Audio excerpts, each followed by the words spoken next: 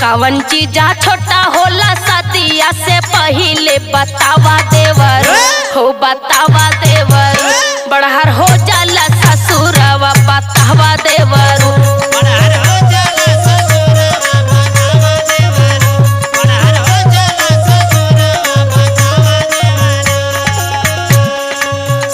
का भौजी ये तो जवन जवन सवाल पूछती यहाँ की अयो कोनो इतिहास भूगोल में लिखा बा काई ज्यादा बहकावा बस बतावा देवर जी। अच्छा ठीक बा ये देसीय प्रश्न है तो हम बतावत है।